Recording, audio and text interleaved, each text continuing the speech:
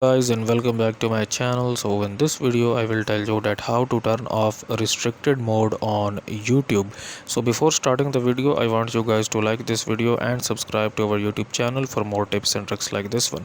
So for this you need to open up YouTube, but before opening up YouTube, make sure that the YouTube application is up to date.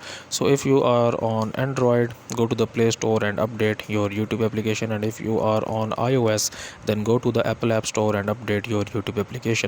So once you have updated your YouTube application, what you're gonna have to do is just open up YouTube here. Okay, and of after opening